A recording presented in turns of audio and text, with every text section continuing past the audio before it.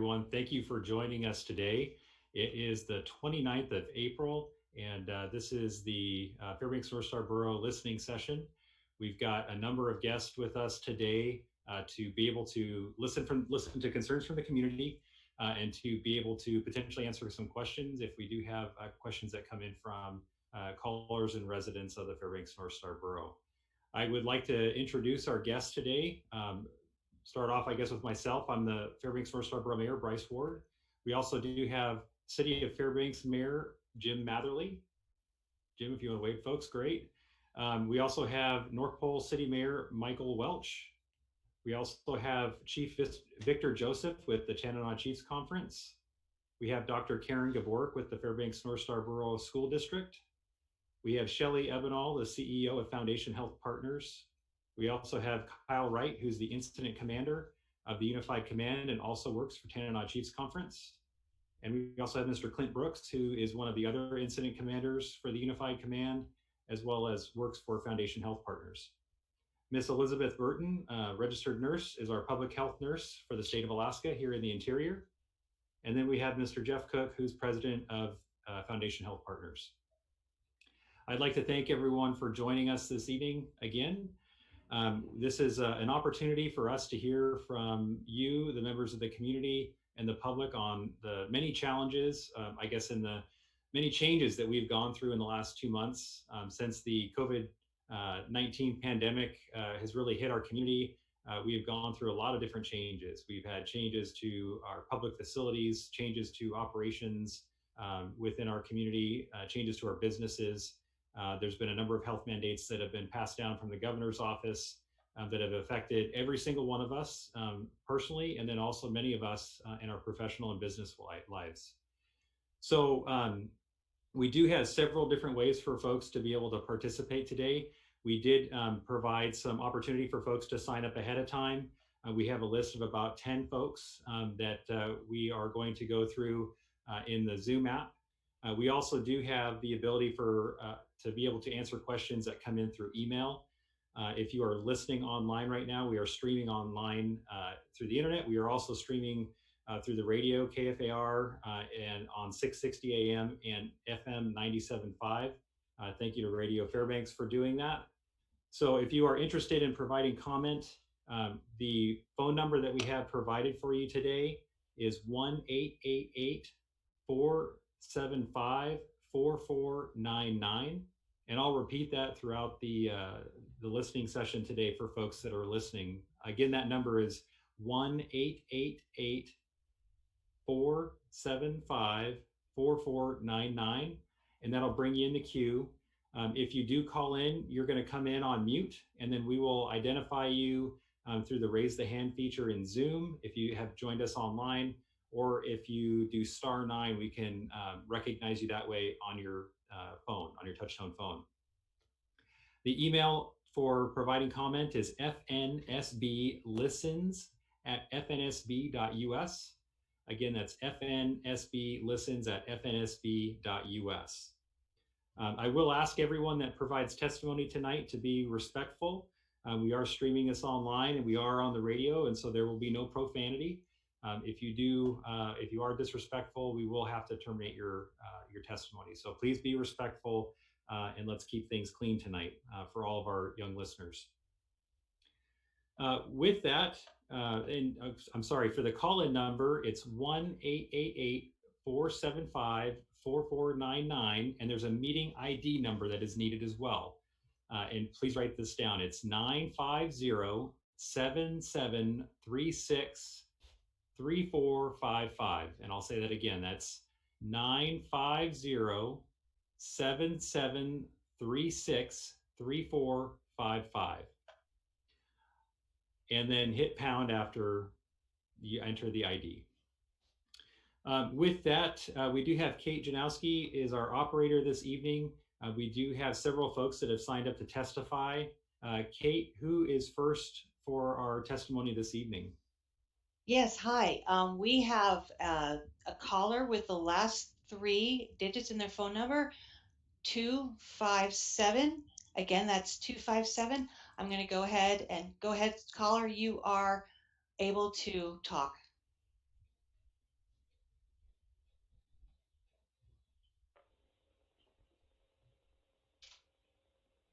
Caller 257, you are ready to go if you'd like to provide testimony tonight. Caller 257, I have unmuted you. You can go ahead and talk.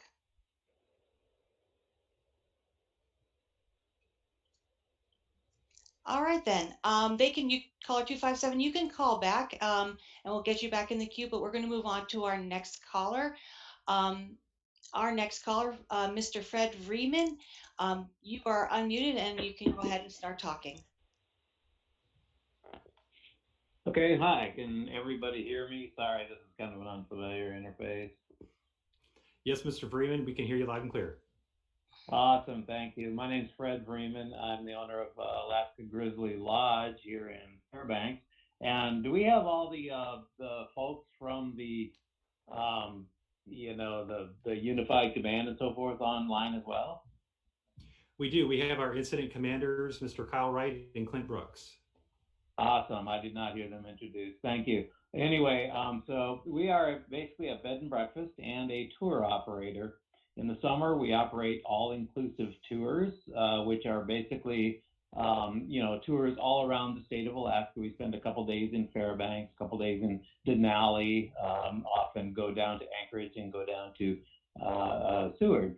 So that's a kind of a fun tour for summertime guests. We operate with small groups. Usually in the past, it has been between 12 and 18 persons per vehicle or per tour. And currently, we are planning to reduce that to below 10 persons per group. And we're focusing our marketing on family groups and so forth, hoping to get business that can actually come up here despite all of the problems in August and September of this year. Our business in the past has generated about $1.5 million total per year statewide. We employ 5 of our guides. We have numerous hotels, of course, that we operate with, activities, vendors, restaurants, etc. We were completely shut down by the COVID-19 pandemic, but we're hoping that we can salvage something in August and September. Sorry, are you okay? You're good. Please continue, Mr. Freeman. Okay, yeah, I heard somebody talking.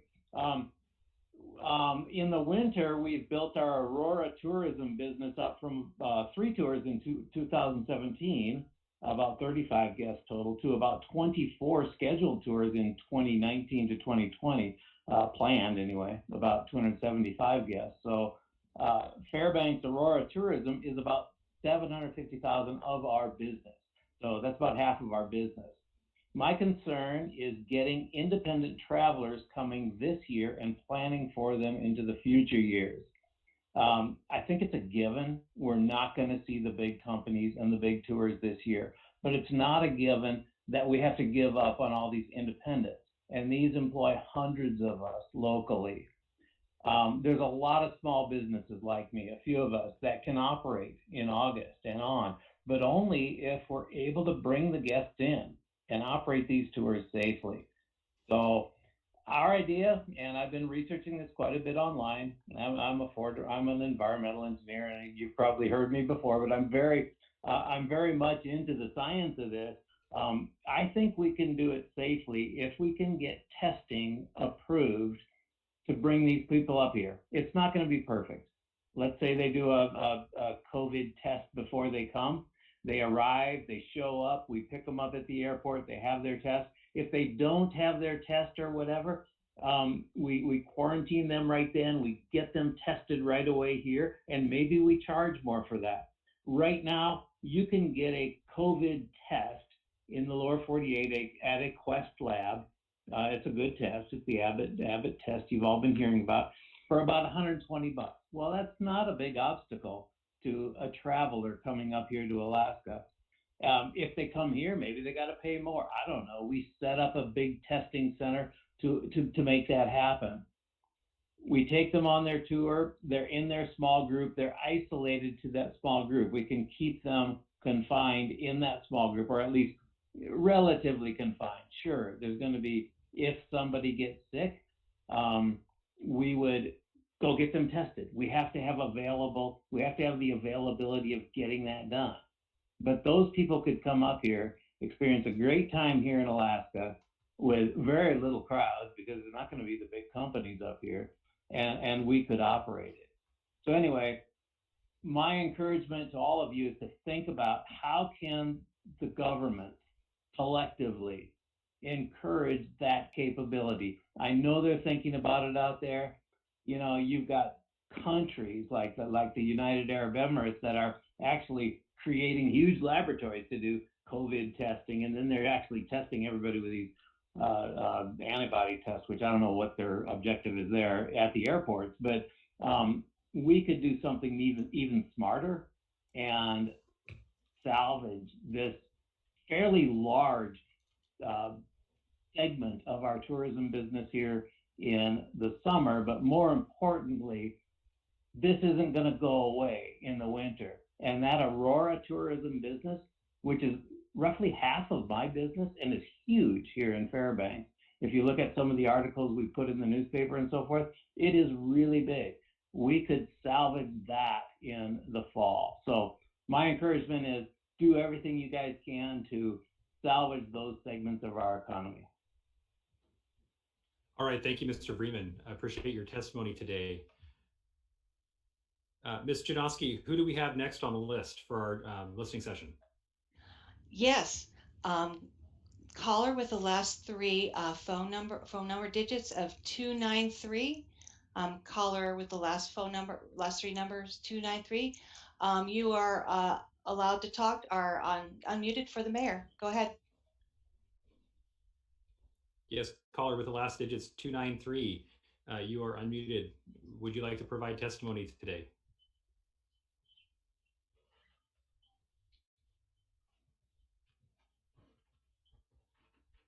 All right, for folks that are listening online, we will, if you do call in to provide testimony, we'll reference the last three numbers on your phone number unless we have you signed in through Zoom and it's got a name associated with it. And so make sure you know what the last three digits of your number is, and that's how we'll reference you in the call here. For folks that are listening right now, we're streaming online through the radio and on the internet. If you'd like to provide testimony, we can also take that through email, fnsblistens@fnsb.us. And again, the phone number, I'll repeat that again, is 1-888-475-4499. And the meeting ID number is 950-7736-3455. Caller with the last three digits, 293. You're unmuted. Are you able to provide testimony today? Hello, thank you for having me. My name is Jessica Gerard. I am the director of the Fairbanks Climate Action Coalition. And I first want to thank everybody on the task force and other levels of government that are supporting this transition. I know it's probably not what you thought you signed up for, but thanks for doing everything you're doing. And also to all the community members that are participating in the stay-at-home guidelines and masks and all of that. It is going to take a community effort for us to recover from this together. I'm calling today because we have a few concerns about how this process has happened so far, particularly around transparency. For example, this is the first time that we've been able to communicate with the task force as community members, and I was very unaware of this meeting until one of our members emailed me just recently. So I think something that I would like to ask of the committee and the task force is to think about how we can be engaging community members on a more intentional scale, particularly around transparency about what is happening and when it's happening and who gets to make those decisions. That leads me to my second point, which is I know that there are mixed authorities between the borough and the city, but I think it's particularly important that even though you may not have authority in some pieces of this transition, I think it's very important to hear from you more often and to clearly articulate what you would like to see in the community moving forward. We can listen to Governor Dunleavy, we can listen to President Trump, we can listen to our nurses and our friends, and there's a whole measure of places where we can get information.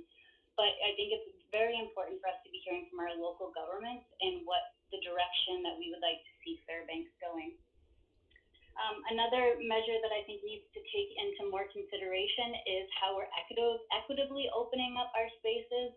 This was not particularly done well when public spaces such as the library were closed down and our homeless population was left without places to use the bathroom and rest and do all the required things such as wash their hands and create space together. So I think if we're looking at who is being impacted the most, we are noticing that it is really focused on there's a lot of brown and black people being impacted, and also people that don't have access to a lot of capital. So any response has to really indicate equity. And before the pandemic happened, there were a number of people in our community that were trying to find time with the mayor and other levels of government to talk about how we adapt to these crises collectively with equity in mind. And I think reinvigorating conversations with those folks is a critical part of any of our transition moving forward. I would also say that, how you're measuring how we come back together and what success looks like in this process needs to be really clearly articulated. It is not clear to me that measuring simply people's access to consumer goods and tours is the best way to move forward when we're thinking about the health of our economy. Perhaps it's more aligned with who has access to healthcare, who has access to food and water, who has access to internet, which we're clearly finding is a key need. So I think, how we're measuring health in our community is going to be something that I think a robust conversation is necessary about. And I would also say that we have some particular comments about how to transition in a good way that diversifies our economy as we move forward, but I understand that that is in a different space, so we'll provide our written comments to that community. But I think the last thing I want to end with is we know what we have to do. There are some questions that are, of course, out there, but it's how we do it is really important and is what is going to help Fairbanks move forward and get used to these transitions as they continue to occur. So as the previous caller stated, this isn't ending anytime soon, and it's going to take all of our brains together to figure this out. And there needs to be a clearer way for our community members to participate in what that looks like. And also, it would be vital to hear again from our local leadership on what the ask is locally. And again, thanks for your time and everything that you're doing. And I would like to hear from all levels of government, city, borough, the council members and the assembly members that were elected, and what is their roles in this, and who are we able to communicate with as community members in deciding how we move forward. Thanks. Thank you, Ms. Gerard. I appreciate your testimony today. I would like to point you to a document that we are working on through the Fairbanks North Star Borough Economic Development Commission. That's the recovery plan I think you referred to. Today, this is just a listening session with community leaders, but you brought up many good points that I know folks are making note of. So thank you for your testimony today. All right, we will continue on, and I will remind folks we do have a number of folks that are signing up to testify. So if we can keep your comments to 3 minutes to be respectful for everyone that would like to provide some testimony tonight, we definitely want to get to everyone that is willing to participate with us. So thank you, callers, for calling in. If you are looking at calling in, I'll repeat that number again. It's 1-888-475-4499. And we have a meeting ID number that you need as well. And that's 950-7736-3455. And you need to hit the pound sign at the end of the meeting ID. We do have a comment that came in, and the comment is that the state should report how often or how long people have been hospitalized, and then how long they may have needed a respirator or been on a respirator. I think they mean ventilator for that. We will go to our next caller, Ms. Janowski. And for folks that are online, we're going to identify you based on the last 3 digits of your number, and then make sure and unmute your phone if you have muted it for providing testimony. Kate, who's our next testifier? Yes, caller with the last 3 phone digits of 257. Again, that's 257. Go ahead and you can go ahead. You're unmuted.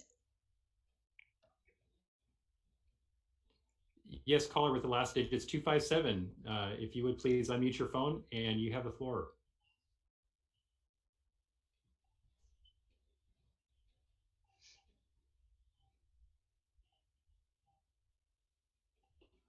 All right, I don't think we can hear you, so we'll move on to our next participant. So our Kate, who next is that? caller, our next caller is the caller with the last three digits of 039. Again, that's 039. You can go ahead and talk. Thank you. Mayor Ward, this is Mike Mathers. My last name is Mathers, and I live in Shannon Park.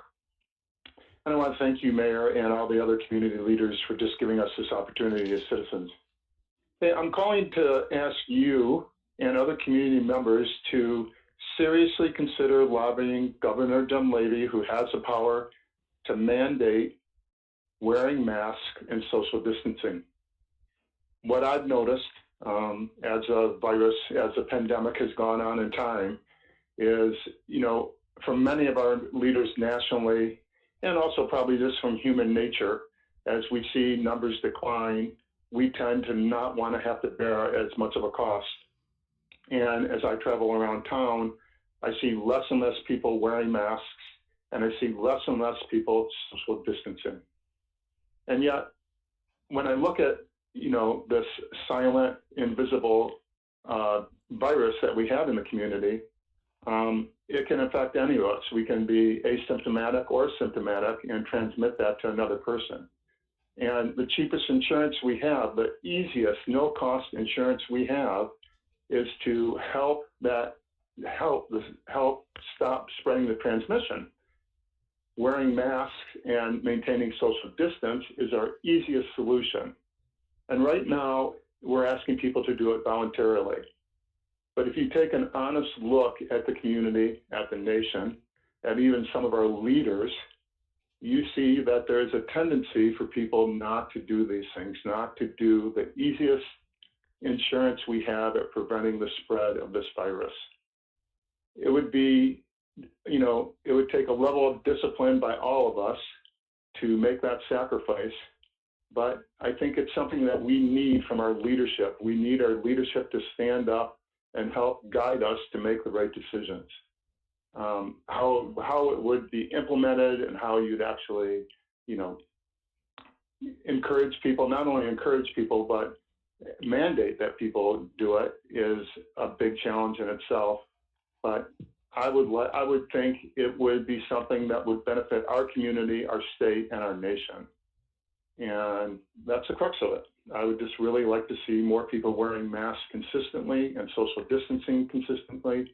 And every place I've gone, whether it's in shops or at my own work, I see less and less of it going on as time progresses. Mr. Mathers, thank you for your testimony. I guess to let folks know that have tuned in, we do have a number of guests with us today that are community leaders. We do have our mayors from the cities of Fairbanks and North Pole. We have Chief Victor Joseph with Chan on Chiefs Conference, Dr. Karen Gaborik. We also do have Foundation Health Partners, Shelley Ebenall, who's the CEO, and Mr. Clint Brooks, who's one of the incident commanders of the Unified Command.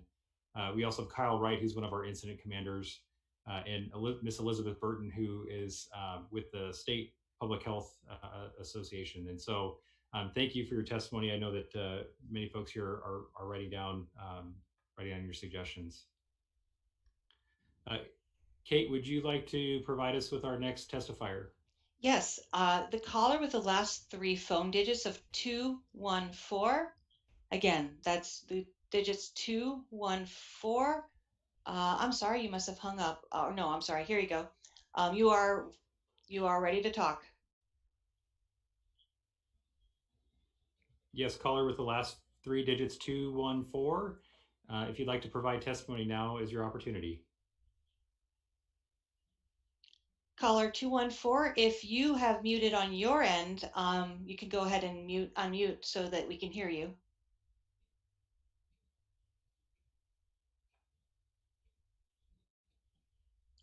Kate, looks like they popped out. Right. So our next caller is the caller with the last three digits on their phone number of 305. Caller 305, you are, go ahead.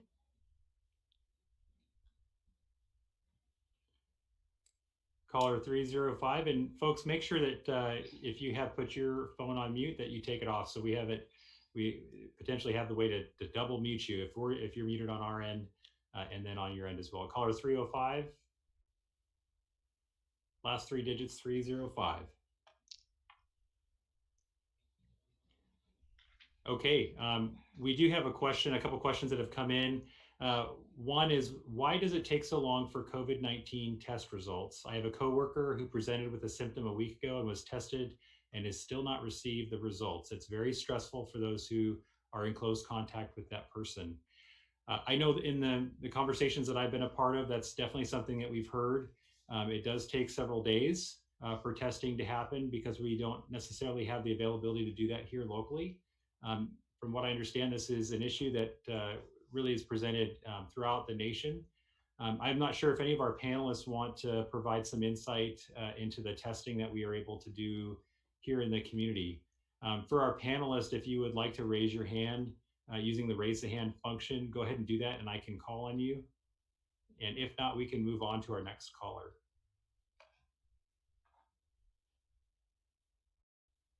Okay, Kate, would you like to bring our next caller online?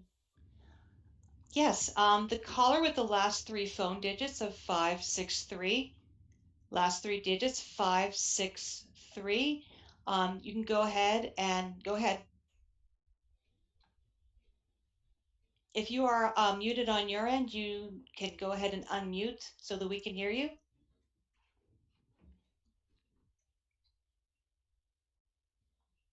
Caller with the last with the last digits 563.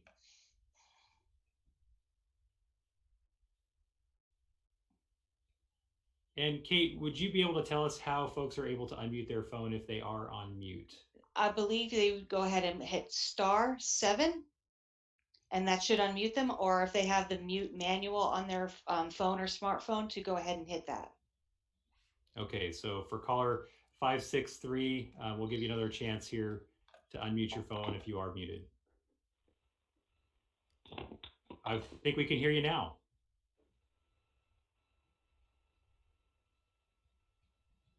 Caller 563. Okay. For folks that are listening online, we are streaming on the internet. We are also streaming on the radio, KFAR.com, AM 660 and FM 97.5. Appreciate Radio Fairbanks for being able to provide that service to our community today. You could also provide an email, fnsblistens@fnsb.us. And we've got folks that are manning the emails right now and being able to provide those comments. One of the comments that did come in, I think it is time to let life get back to normal. When the virus first began, there was a lot that we did not know, and now we know more. That was one of the comments that we received here just recently. For folks that are listening online and they'd like to provide testimony, you can do that through the Zoom app. You can also call in. That call-in number is 1-888-475-4499, and the meeting ID number is 950-7736-3455, and hit the pound sign. Kate, would you like to bring up our next caller? And for callers, you automatically come into the queue as muted. If you want to push the buttons *9, that raises your hand so we know that you'd like to testify. And make sure and unmute your phone when we call you. We're going to use the last three digits of your phone number. That's what pops up on our screen to be able to see you. Kate, would you like to bring our next caller in? Yes, the Hayden Neville. I'm going to go ahead and unmute you, and you can go ahead. Hi, thank you, Mayor Ward, for hosting this, and thanks to all the leaders who are taking my comments. My name is Hayden Neville. My last name is Nevill, and I live in the Chena Ridge area. I've been volunteering at Breadline's Stone Soup Cafe 2 or 3 times a week for the last month, and I'd like to share something about my experience there in this time of COVID. Stone Soup has stayed open, but with drastically different procedures to comply with state mandates, keep everybody healthy. Meals are provided in a takeout fashion instead of having folks eat together. Hand sanitizer is offered to everyone who's coming in. We ask people to stay 6 feet apart. And thanks to Fairbanks mask makers and the 10 Chiefs Conference, we have reusable masks to give away to the guests and to the volunteers. But what we're seeing is more and more guests coming in every day. And there's more of a need for food every day with people coming in and taking out food for other people who can't make it in. And the thing is, many of our neighbors are faced with food insecurity and they don't have enough food to stay healthy. And during this time of this virus, it's getting much worse instead of better. Many of our neighbors, of course, have no access to sanitation, like a bathroom or a place to shower or wash their hands. And I had hoped that our local governments would be able to provide some of those facilities. You can't wash your hands if you don't have a sink, or at least something that's closely resembling a sink. So my biggest concern in this time of COVID is that our local governments are not doing enough to protect and support our neighbors who are experiencing homelessness. A lot of nonprofits are coming together to do the best they can with patching together, extra warming services places where people can get inside but still stay apart. But we really need to meet the need. We need to have some governmental support. It's essential, and everyone in our community deserves support to help protect them from COVID. If our local governments can provide tangible support like housing or even just public restrooms, like just to start public restrooms, that really helps keep people safe, and have stuff provided like all around the borough where people are living and needing sanitation. It's the right thing to do, but it also helps protect all of us, including those of us who are fortunate enough to have houses with sinks. So I hope our local governments will engage in a robust effort to, at the very least, provide public restrooms and hand washing stations, and also do everything we can to provide other support services that will help keep all of our neighbors safe. Thank you. Thank you, Mr. Neville, for your testimony. We do have a question that came in, and we do have an answer for that question. A question: do we have an official quarantine policy for people arriving at the Fairbanks International Airport? This came in online. This is covered by the governor's health mandate number 10. All people arriving in Alaska, whether resident, worker, or visitor, are required to self-quarantine for 14 days and monitor for illness. Arriving residents and workers in self-quarantine should work from home unless you are support critical infrastructure. So again, that's health mandate number 10 for folks that are coming into the state from an outside state or country. Thank you for the testimony, Mr. Neville. Kate, who do we have next on the line for testimony today? Yes, Sarah Clement, you can go ahead. Great. Yes, can you Ms. all Clement. hear me? Yes, we Thank can. you. Great. My name is Sarah Clement, Clement, and I live off of Chena Hot Springs Road. Thank you, Mayor Ward and the Borough and the task force for hosting this feedback session. I wanted to provide some feedback about the closure of the central recycling facility during the pandemic. I understand the borough's reasons for temporarily closing the central recycling facility on March 18th to help prevent the spread of the virus, but I believe it's now time to plan for a limited reopening of the central recycling facility with appropriate safety precautions in place. As an employee of Green Star of Interior Alaska, I've received multiple questions and comments from the public over the past few weeks about the CRF's temporary closure and its reopening date. And so from those, it's clear to me that Fairbanks residents want to be able to recycle again. Governor Dunleavy's Alaska Essential Services and Critical Workforce Infrastructure Order includes solid waste collection and removal as an essential service under the Public Works category, and this includes recycling. Recycling has not been suspended in Anchorage or at the Valley Community for Recycling Solutions facility in Palmer, though protective measures have been implemented to make recycling drop-off safer and faster. The central recycling facility should open as soon as possible with protective measures in place. Some of the measures to consider could include limited hours of operation, starting with 1 to 2 days of operation per week instead of 5, and requiring businesses to call and make appointments to drop off. Open 1 lane for cars instead of 2 to limit the number of people in the drop-off area.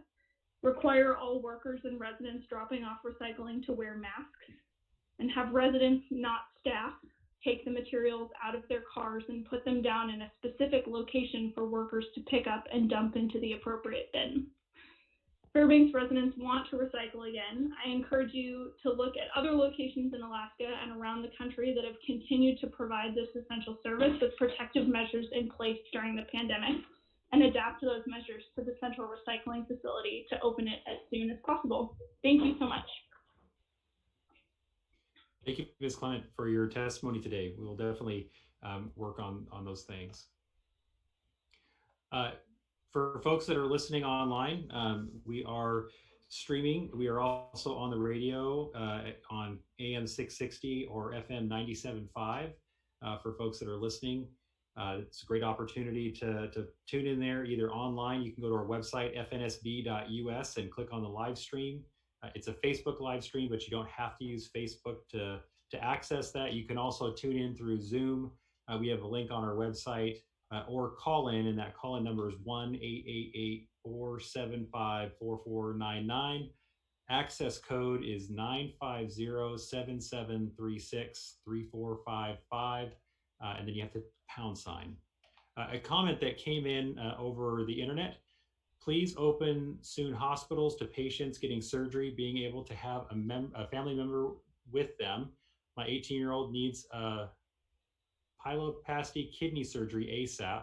That got canceled last month after a 3-month wait. His parents need his parents regardless if he's 18. It's how would you like to drop off your 18-year-old at the door for surgery and pick them up in a few days? I understand the safety right now, but please consider opening for these type of surgeries. We also got a comment on Facebook. Can the mayor explain how social distancing will help stop the spread of COVID-19 if we actually need to reach herd immunity, which requires exposure to the virus? I can answer that question briefly, and we might have some of our other panelists be able to weigh in on that. One of the concerns that we had early on in the pandemic, and that is still a major concern today, is one of the major issues identified in the Unified Command is overwhelming the healthcare system. Is we don't want to overwhelm the healthcare system. And so a lot of the measures that have been put in place by the governor and that we are recommending here locally are done to be able to help prevent the widespread spreading of the COVID-19 virus, so we don't overwhelm our healthcare system. That is a large concern and something that we've seen that has happened in other areas within the United States and other countries. So that's the big concern there. I'm not sure if any of our other panelists would like to weigh in on some of the measures that we've taken as a community, as a state, as a nation, and why that might be important to prevent the spread of COVID-19. And for our panelists, if you'd like to raise the hand, use the raise the hand feature, I can call on you if you'd like to provide any additional comment on why we've done some of the things that we've done as a community, understanding that there's a wide variety of authorities that we have. We have the borough, we have the cities, we have our hospital, we also have our public health authority for the state. Would our panelists like to provide any comment? All right, I'm not seeing any. Ms. Janowski, would you like to bring our next caller in? Certainly, but before I do, I wanted to relay to all the people who have called and are waiting to be selected to, if you have the ability to do the raise hand feature in Zoom, please do so. That'll bring you up. Or if you don't have that, you just have your phone, put *9, and that'll also bring a hand up, and that way we'll know you're there and listening, and we'll be able to call on you. Our next caller is Samantha Grossi. Go ahead, Samantha. Hello, my name is Samantha Grossi. Thank you for this opportunity. I just want to start off by acknowledging the difficult decisions that our elected officials have had to make in the last several weeks.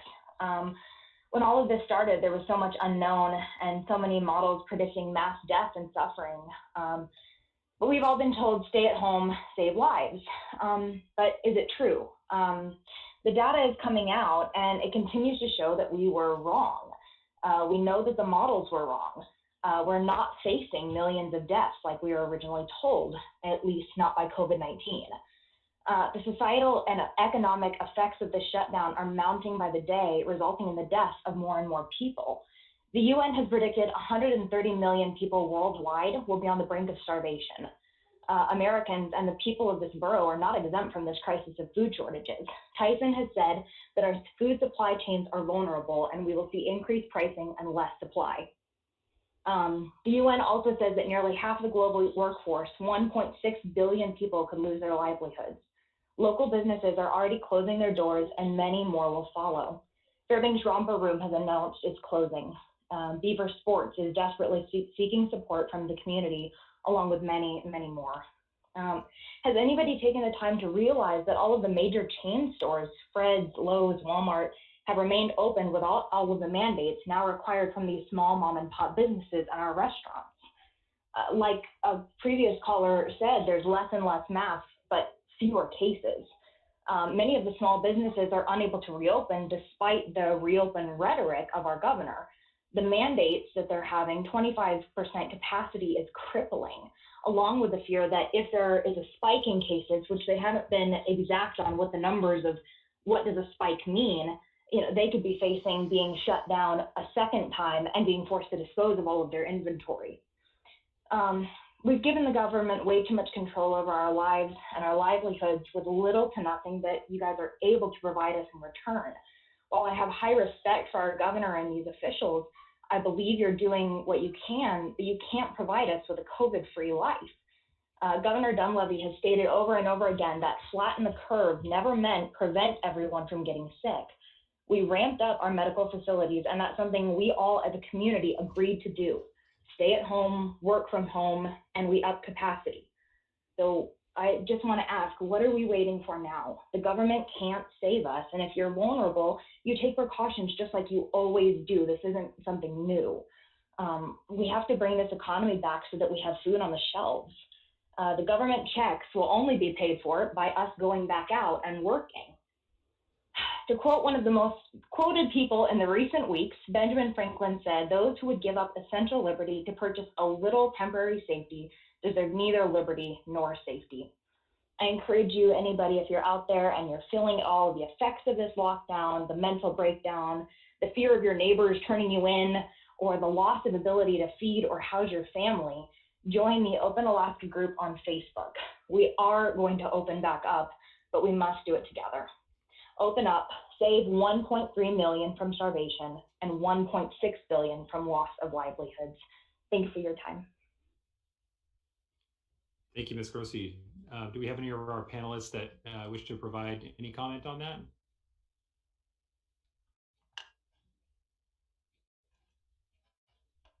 All right.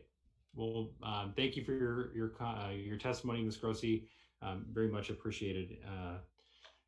Ms. Janowski, if you would, who do we have identified next on the caller list? And for folks that are listening, we're going to identify you by the last 3 digits of your phone number if you're calling in, or your name if you called in on Zoom. And if you would like to raise your hand in the Zoom app, please do that. You can do that on your phone by pushing *9. That raises your hand, and we can make sure and get you included in our list for testimony today. Kate, who do we have that's going next? Yes, Diane Preston, you are next. You can go ahead. Thank you. Ms. Preston, I think you're muted. There you go. We can hear you now. Diane Preston, that's Preston, and I live off of Gold Hill Road. And I'm really concerned about the lack of testing in our community. My daughter had a coworker who was exhibiting enough signs of COVID that she was tested. And just as I was waiting for, that was on Sunday, and just as I was waiting to come in, I got a text from her that her coworker did test negative, so that was great news. But it seems like it's been a long time coming in terms of getting rapid testing in our community. So that is one of my concerns. I am also concerned that we not open everything up too fast. What I understand from many other countries is that when they open up too fast, they end up with another spike, and we still have limited capacity in our healthcare systems. I am really concerned, and it is a little bit out of the North Star Borough area here, but I am very concerned about our Alaska Native villages, people who live in remote areas, about the incoming flux of Fisher people to Bristol Bay, to Prince William Sound. And I'm hoping that in conjunction with people in other communities, that our leaders will look at a little bit at what is going on. And my understanding, and I may be wrong, but that the official quarantine for 14 days was a recommended and not a required. And if it's not required, then having a great influx of people from the Seattle area coming to Bristol Bay is going to be maybe very problematic with the very limited healthcare that is available in Western Alaska. And I know that's not the North Star Borough bailiwick, so to speak, but I think it is an important piece. And last but not least, I would like to point out that I would hope the task force and people listening to this would pay attention to the parallels between the rise of COVID-19 and the climate crisis that is looming. In both cases, we have scientists telling us for a long time that we needed to be concerned and that there was potentially catastrophic stuff coming down the pipe. In both cases, we seem to have been slow to have jumped on this information and be prepared for it. In both cases, the burdens that are going to happen with climate crisis and that are already happening with COVID-19 are falling disproportionately on the homeless, on people of color, on immigrants, on those who have the least among us, if you will. And I am just really hoping that this can be a lesson for people to pay attention to this next looming crisis, for which there will be no vaccine and for which there will be no easy pill, because it will have an impact many times greater than the COVID-19 is having already, and will again be a worldwide issue.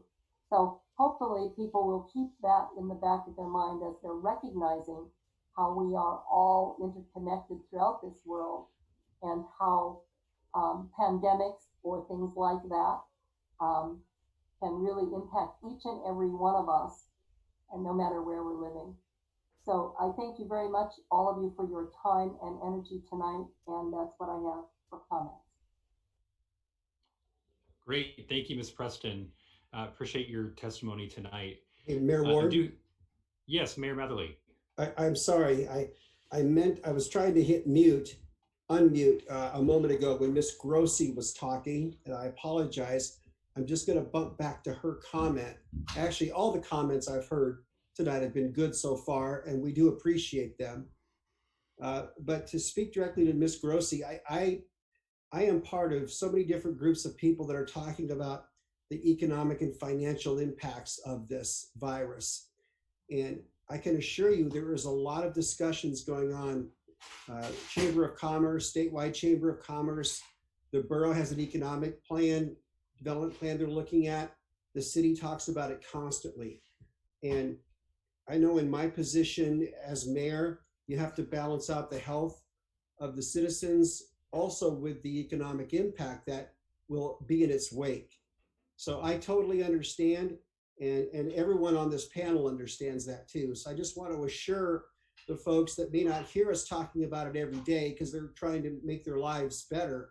We are hearing you, and we are discussing those economic impacts because it's our neighbors and friends and our families who have been affected as well. So I just wanted to make that direct comment to her. Thanks for letting me jump in there, Mayor Ward. Thank you, Mayor Matherly. Chief Victor Joseph, I see you have your hand up.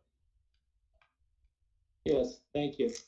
I also wanted to go back just a little bit and respond to a couple comments that were made. And it's been one of our concerns about the preventative model that was used to keep and flatten that curve so we didn't see a sharp spike in our communities in the interior or throughout the state of Alaska and overwhelm our medical system, which is very fragile. And we have to do everything we can to protect it, to take care of the people that we're responsible to take care of. So our concern was, because we have been successful, was people would start saying that the model that was using was wrong instead of the model that was being used was correct and accurate, and it did exactly what it was supposed to do. And it did do exactly what it was supposed to do, and that was to keep that curve flattened so that we could protect our medical system and make sure that we didn't have a sharp spike in infections. Because of that success, we have seen the type of outcomes that we are doing. On the same hand, as we look at reopening, reopening is very important to us. Restarting the economy is very important to us. We all feel that impact. We all see what it's doing. And we want to get back to day-to-day too. And, it's important that we do this safely in a really controlled manner so that we can reopen and keep safe and not see a secondary spike that could potentially overrun our medical systems and impact our communities even more negatively than it had. So I just wanted to share that point of view with you, Mayor. And that's what I have to say about that. Thank you. Thank you. We have had a couple comments that have come in through the website and through our Facebook, and I'll mention those here right now. One, the hospital as well as Fairbanks Cancer Care Physicians is laying off and furloughing nurses and doctors. Could the mayor comment as to how long the Carlson Center will be used as an overflow location if the hospital is not close to being full? Mayor Matherly said on his live stream that we have already peaked the curve. So I'm not sure if we want to have anyone speak to that. I know that one of the challenges that we have heard from the hospital, FHP, and then also TCC is that with the health mandates that have come out, it's been difficult to be able to continue many of those procedures based on those health mandates. And so I know that's definitely affecting the services that folks are able to provide here in the community and also receive here in the community. Do we have any of our panelists that want to speak on that particular issue on the impact we're seeing to our nurses and doctors who are working this issue in the community? So Mayor Ward, this is Shelley. Can you hear us? Yes, Shelley, we can.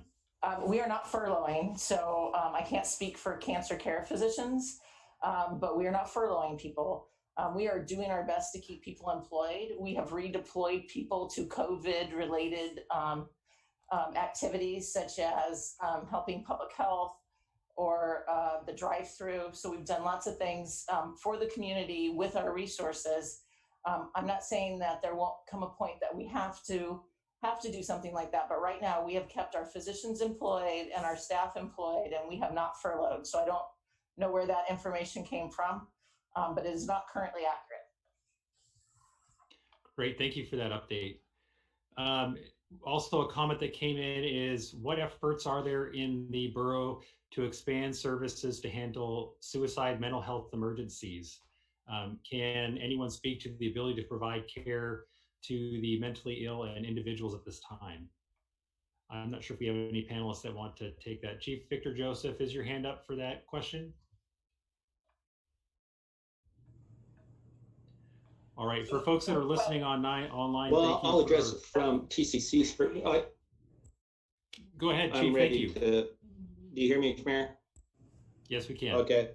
So I can't speak for FMH or other mental health providers, but I do know our operations are continuing, and we kept that full service moving forward as we're looking at how we're going to address it and making sure that we're available where we need to be in the community. And so behavioral health services is continuing from our area, and it's just as important right now as we see the impacts that shutdown has had on certain families and communities, on our community members, that we want to be aware of their needs and make sure that we're available from that standpoint. I don't know if FMH would like to add on this. Yes, I would. Thank you, Victor. So yes, we are still open for business. What we have to say is that we have seen a remarkable decrease in folks coming in. So our unit is still open. We are still here to provide services. What I'm worried about for the community is that people who need treatment are not seeking it right now, which means that they're going to come in sicker. And so we do want the public to know that we are still open for services, that if you need services, please come in.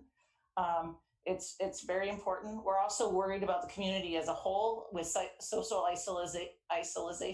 Oh, that didn't come out right. And layoffs in the community. We're very concerned about the community's public health. So their mental health and physical health. So please, if you are sick, we are open for business. Please come see us. We want to take care of you. Great, thank you for that. Also, for folks that are listening online, the state does have a website stood up for COVID-19 information. And so if you're interested in that, it's www.covid19.alaska.gov. And that is the state website that's been stood up. It has links to the governor's mandates, as well as other additional guidance that's come out from the administration and from the state. We did have another comment that came in, and I'm going to read a couple of these comments, and then we'll go back to our callers that have called in. I'm a lifelong Fairbanksan and have watched the way the town treats downtown folks for many years, but the pandemic has pushed an already disgraceful situation to the brink. We need public restrooms and hand washing stations downtown. The buses and the bus closure have left people in the street with nowhere to go to use a bathroom. And the streets are lined with human waste. The most vulnerable Fairbanks residents in the pandemic are poor, addicted, and mentally ill, and are homeless and are wandering the streets downtown. Many of the businesses are closed and they are not able to use those facilities.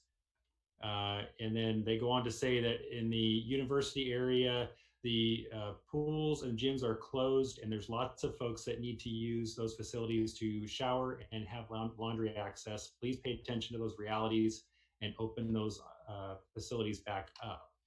That was a comment that came in here online.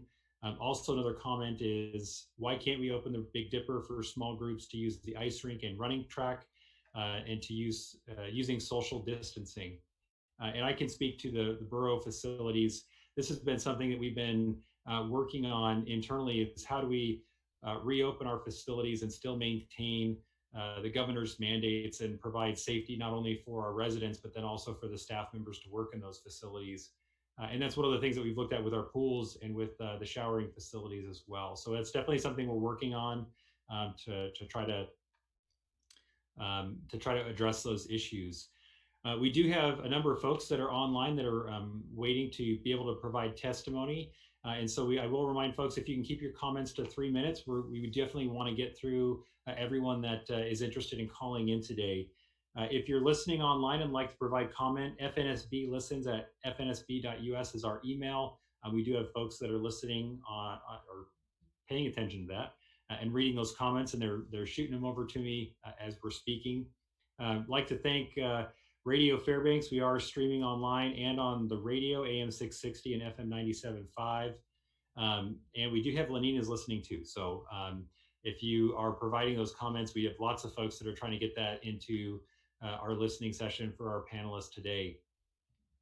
If you are interested in calling in, it's 1-888-475-4499. And we have access code 950-7736-3455, and hit the pound sign. If you are in the queue and you'd like to provide testimony, push *9, and that will raise your hand if you're on the phone or in the Zoom app. If you can use that feature, it's on the bottom right-hand side of your screen. Ms. Kate Janowski, if you would please bring our next caller online. Who do we have? And we will be identifying you by the last 3 digits of your number if you are calling in, or by your name if you're on Zoom. Yes, thank you. And again, the raise hand feature is very helpful if you want to be heard. We have a lot of people that we're calling in or calling out, and they're not unmuting, or they're not available to speak. So that would be very helpful to us if you could use that. So our next caller is caller 606. Last digits of their phone number is 606. You can go ahead.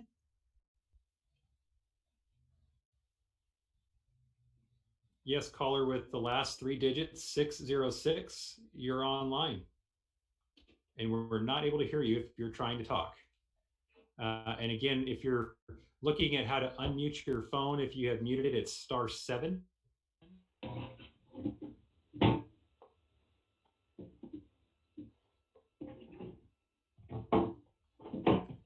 All right, we can hear caller 563. I know you were trying to get on earlier.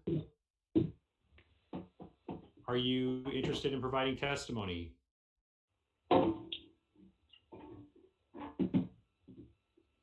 Okay, Ms. Janowski, if we could move to our next caller, please.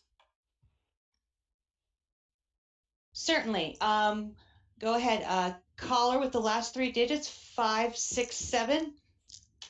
Last digits of 567. You can go ahead.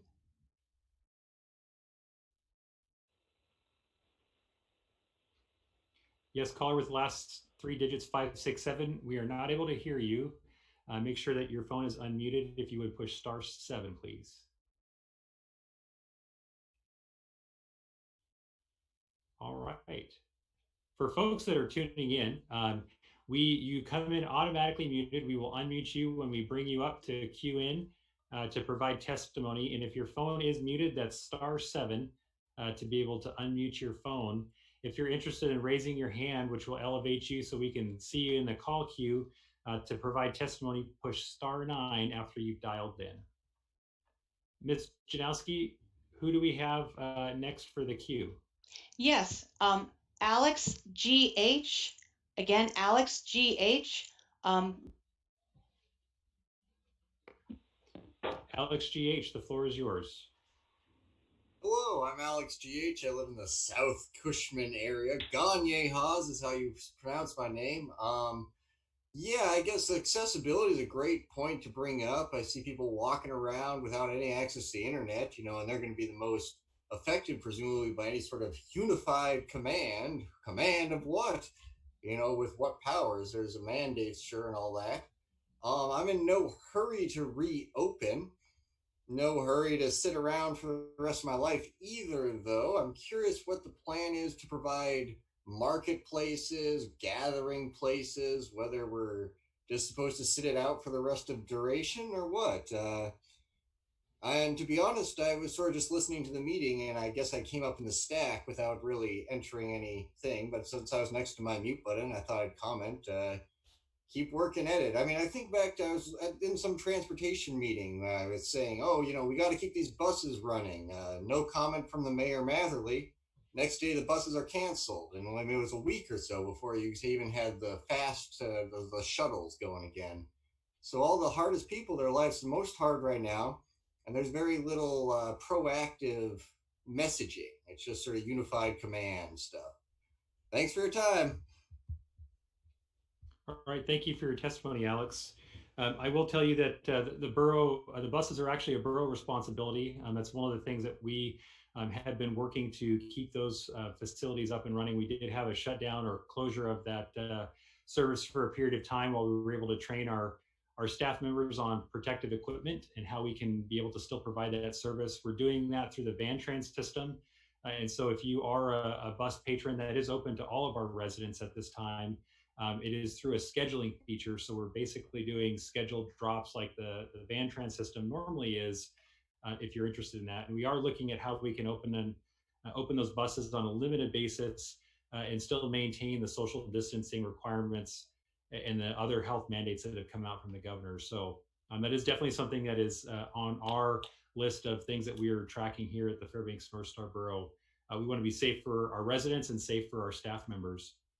A couple of the comments that have come in online, we have, after reviewing the data from the last couple of months in regards to borough preparedness, what measures are being taken in the future to avoid shortfalls that have been presented during the pandemic? The concern is second and third waves or re-emerging of the COVID virus.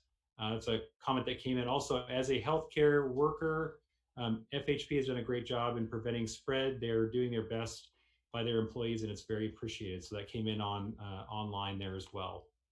I think Chief Victor Joseph, did you have something to say, or was that? Actually, that was me, Mayor Ward.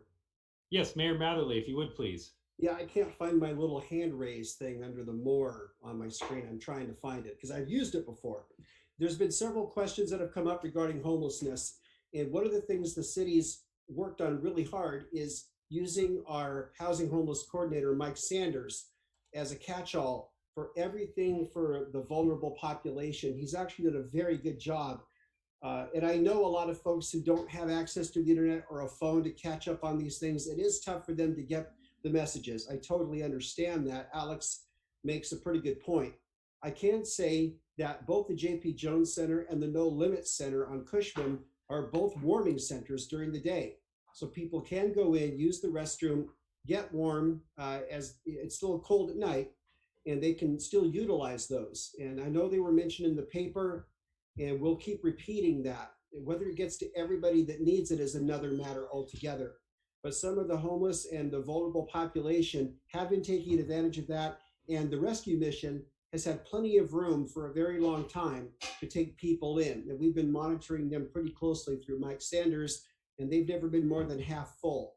So I want the folks to know that we've been taking on a lot of the homelessness population and the vulnerable population to watch over them the best we can. Thanks, Mayor.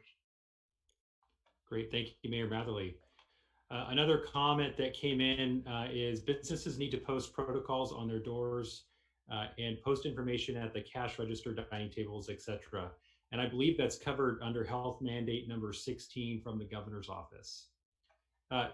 Ms. Janowski, let's take some more callers. For callers that are interested in participating, we will identify you by the last 3 digits if you called in on phone number.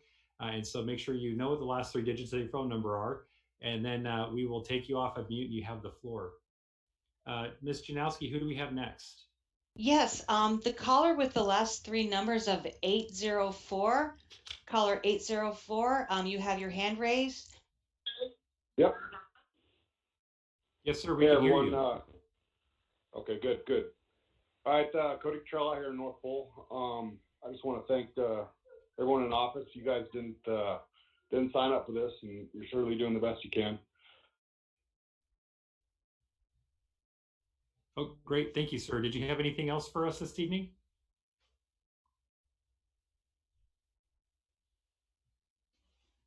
I think we might have lost our caller 804. If you're still there, sir, we are not able to hear you.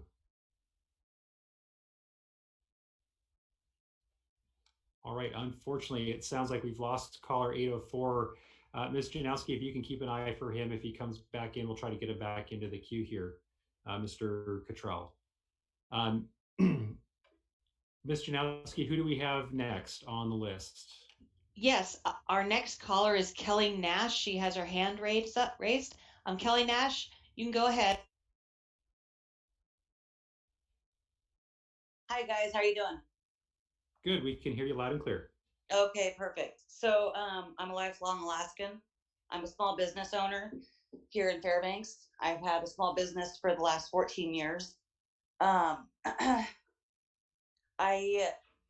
Being that Fairbanks is already so remote, and with everything being shut down, one of the other things, besides us small business owners, this is what Fairbanks is made up of, is small business owners, blood, sweat, and tears. And I'm sure that you're fully aware that the romper room is having to close their doors because of all of this, because they deal with children. I don't know if you've looked at the stats, and I think it's like a 0.03% chance of getting COVID-19. Personally, I'm ready to rally. I'm ready to get people together. This has gone on far too long, especially because we are so remote. People are literally drowning here financially and emotionally. And people keep talking about the homeless. I would also like to talk about all the children that are locked up behind closed doors, that bad things are happening. I had one at my door a couple nights ago. women that are being battered that cannot get out, that can't go to the hospital. I mean, this is not just, I mean, this goes so deep that it's absolutely disgusting. And I just want to know, when are you going to say, when are you going to stand up for all of us? And when are you going to say this is enough? And when are you going to say we're opening?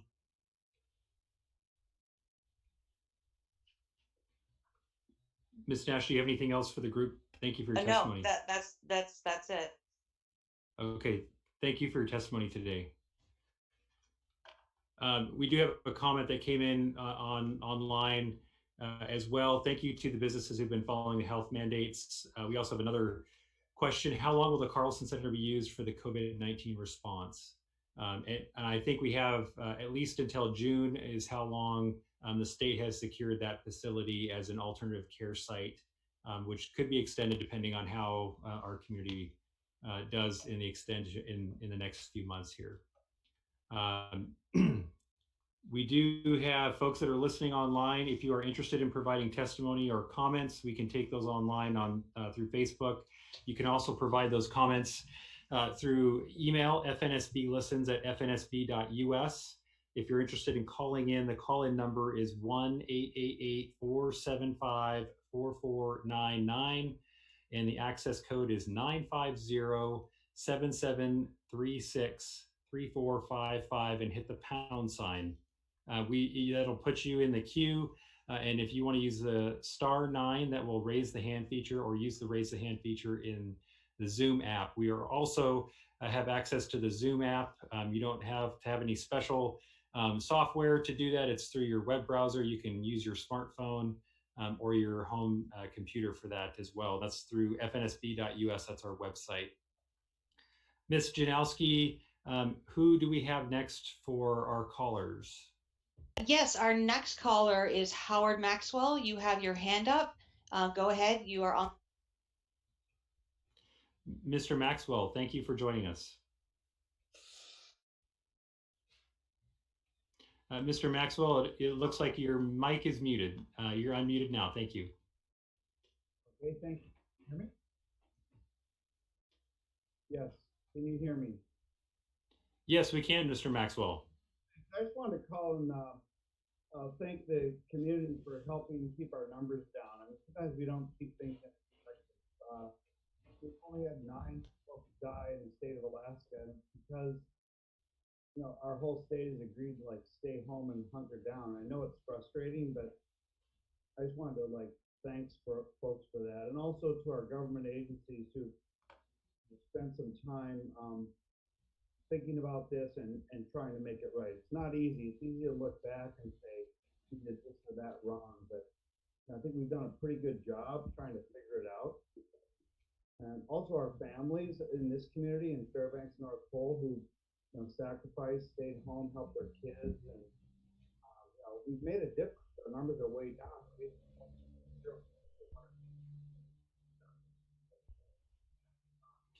Oh, Mr. Maxwell, we're losing you there. If you could speak in your microphone.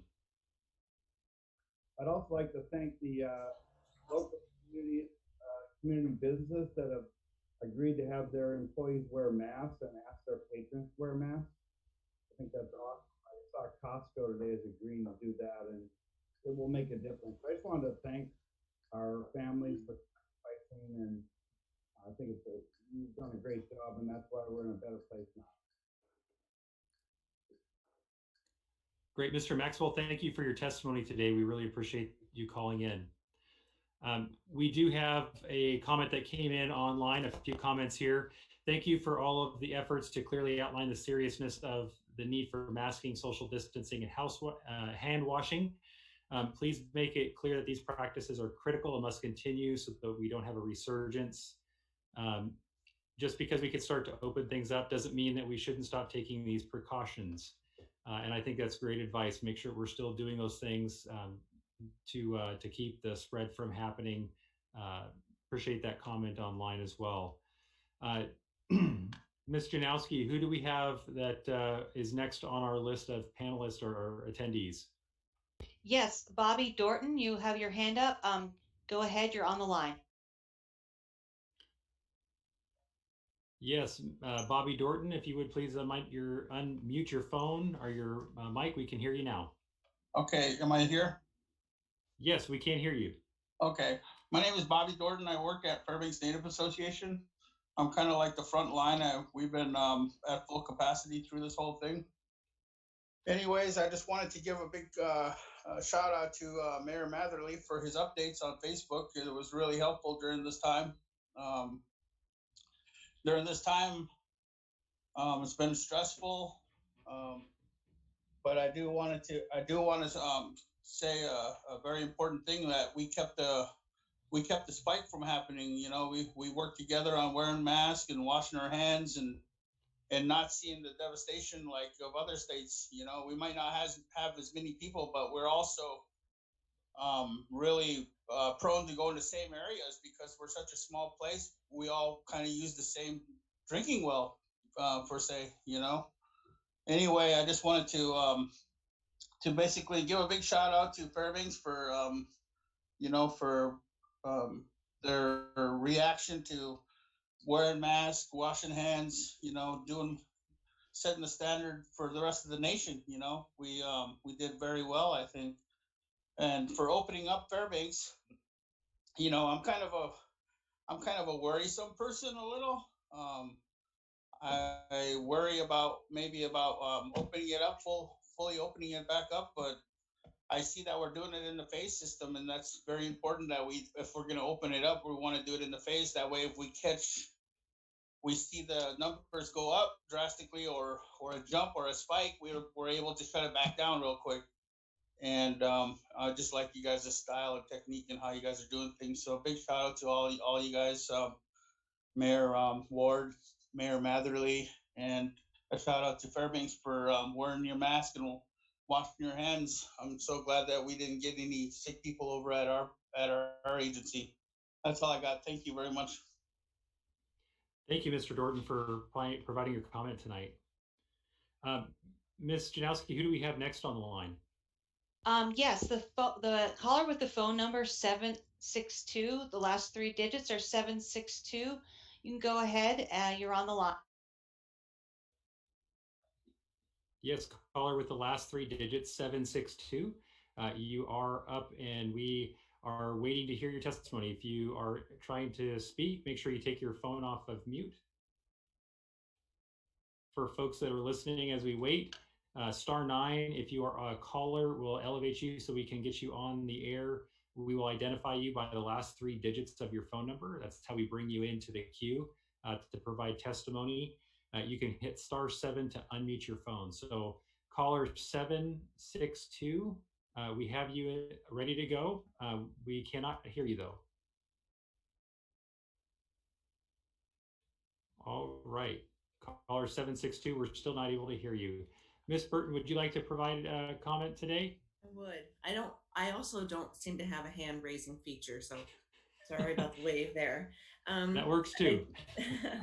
I just wanted to say thank you to Bobby Dorton for his comments. I work for the State Department of Health, and I'm a regional nurse manager for public health nursing. And I've been looking at the data every day across the state, and Alaska has been the lowest number of cases in the country for quite a while now. When I first started looking at the numbers about 6 weeks ago, I saw 4 or 5 states that were hovering near the bottom. And then I saw some states where the governor did not issue mandates around social distancing, or I specifically think about one state where there was no action taken and the comments were more centered around people doing their own policing of their behavior. And then that particular state now has had more than 900 cases in about a week or two period, where a food processing plant, the workers there became ill and it spread throughout the plant. And now that business is shut down, and there's some conversation about jeopardy to the food supply for that product. And so it really does make a difference when we follow these mandates that are in place right now. And that is one of the reasons that we're seeing that we're only increasing 2, 4, 6 cases a day right now, is because folks are doing such a great job of following those directives. I'm all in favor of opening up the economy slowly, but I do believe that if we leave I guess everyone to their own decision making about how we could move forward, that we might start to see some things that are happening in other states. So we've really had the benefit of watching what's happened in other states that have experienced the disease transmission before it came to Alaska and how they handled that. And by all the folks in this community working together, whether they're leaders or citizens of Fairbanks, you know, every day that we've only had 0 cases, we had that one day recently, 2 cases, 4, 6, those are manageable numbers of cases for us to address as a state. We have enough resources to address that. And in the meantime, that curve has grown very slowly. It's also given our healthcare system time for them to find the PPE, get the ventilators they need in the community, to get the messaging out about how you can protect yourself. So every day that we've been able to buy to make sure that we have resources in place if we do see a big outbreak has helped. And so I just want to say that because of a lot of hard work of people that live right here in Fairbanks State, following these mandates has helped to make us really for what we are seeing here compared to some of the other locations. We don't want to become a New York City or even a South Dakota. So I really appreciate everything that people are doing. So that's my comment right now. Thanks. Thank you, Ms. Burton, for that comment and that insight from Public Health. One of the things I think that's really good to share with folks that are listening today, we've got a number of things that we've been working on.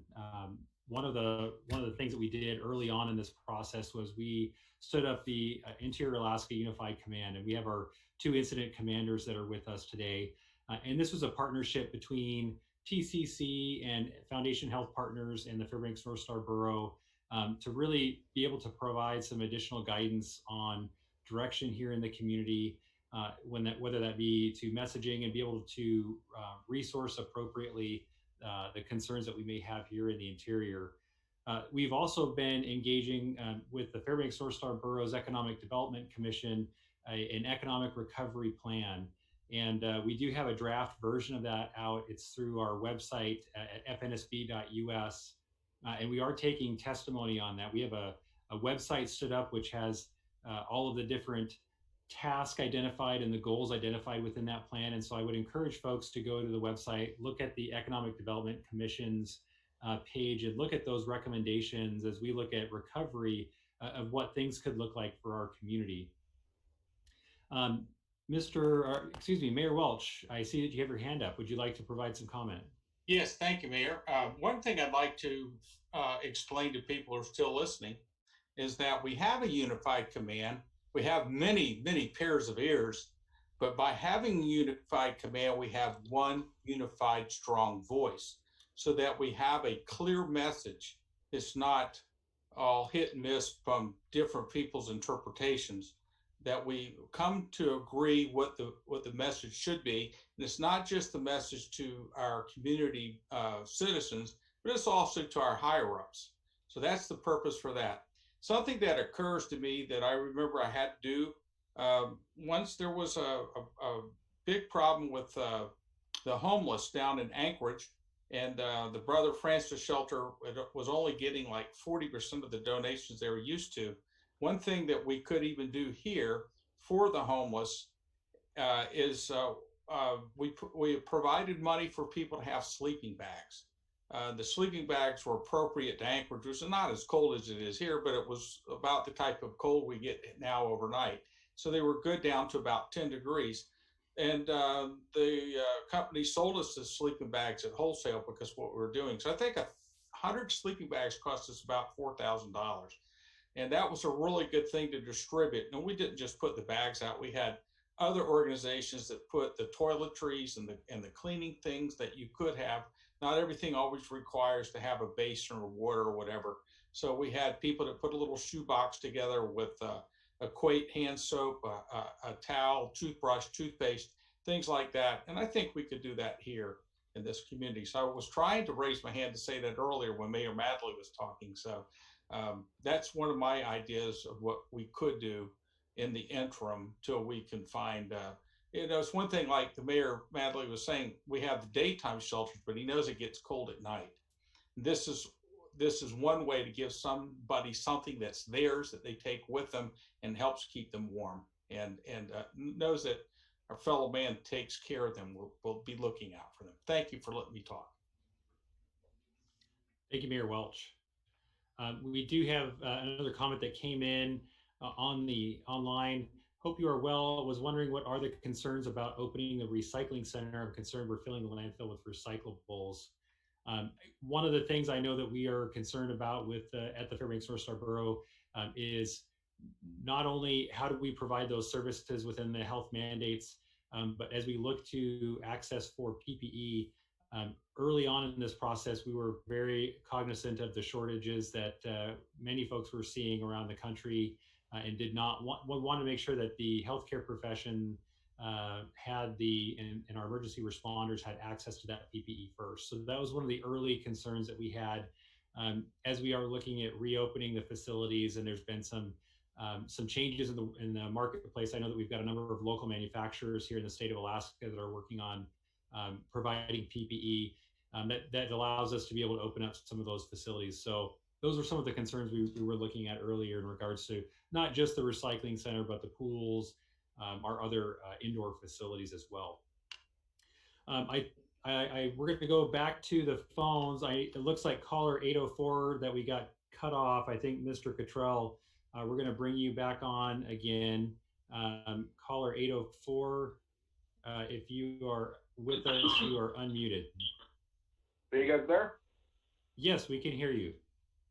All right, perfect. So basically what I was saying is I started off my little venture here as soon as they made the national emergency. I think that was on the 13th or 14th. Anyways, I have no work until June 30th. So my opinion is kind of unbiased. Spent a lot of time doing my research. What I did find was a lot of coincidences. 1720 there was a pandemic, 1820 there was a pandemic, 1920 there was a pandemic, and 2020 now there's a pandemic. Another coincidence is it's an election year. I just want to remind everyone to have an open mind through all this. Don't just stare at your mainstream media. Look deeper. Take the time, go down the rabbit hole. Look at the numbers. The numbers are not adding up. They are changing every day. Some new mandate is changing every day. There was doctors that got on YouTube talking about their own experiences. YouTube shut them down. I want to know, or I'd like to see what a death certificate looks like that these doctors have to fill out, because doctors are saying that they're kind of getting pressured to list it as a COVID-19 death. So I'd like to see how they're getting pressured on that. If our medical system, if we're trying to prepare our medical system to not be overrun, why are we spending money on other stuff right now? Shouldn't we be building a hospital? I noticed that we have a bank as a drive-up clinic. Man, that's something to be ashamed of. And last but not least, what I'm finding is the majority of people that want to stay isolated are the people that are retired.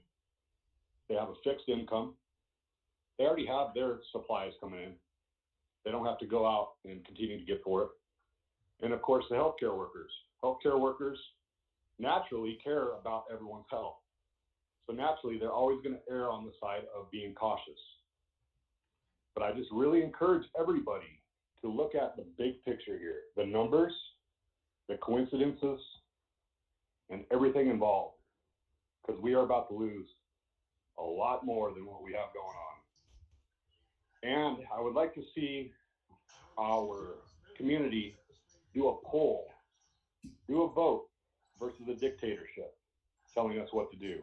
Ask everybody how we feel, see how many people would like to open up, see how many people would not, and go on from there. I wish everyone best, and I know none of you signed up for it. You're doing a great job, and you guys all have a good night.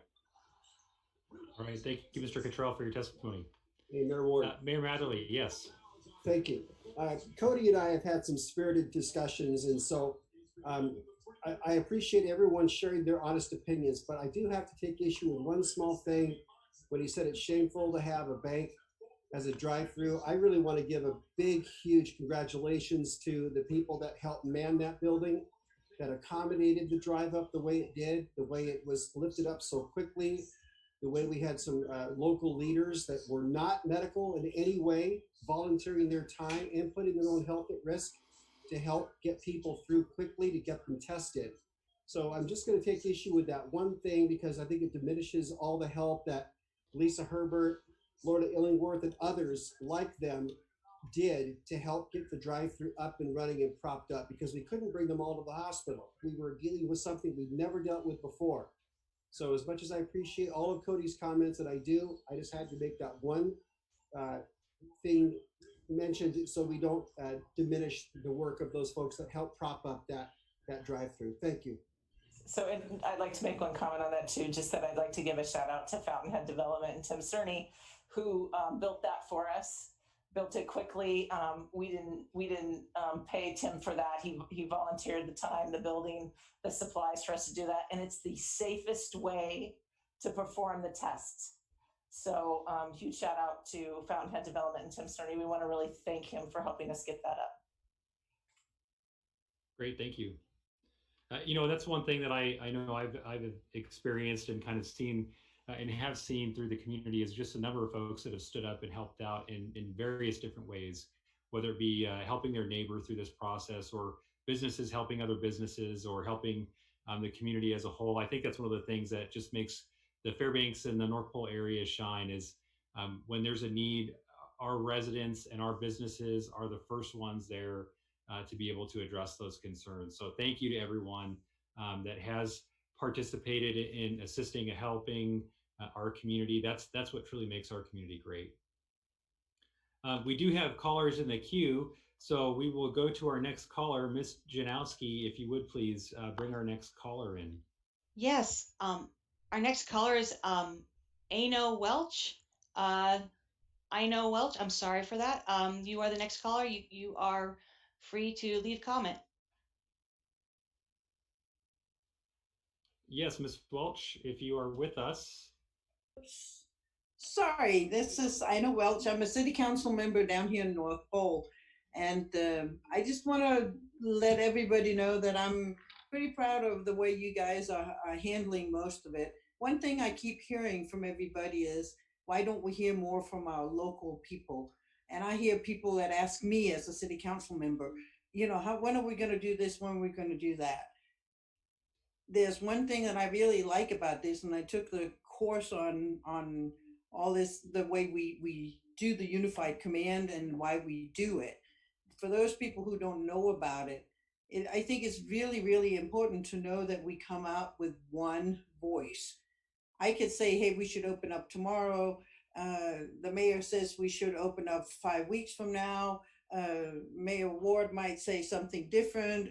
A little bit can be turned somehow or another.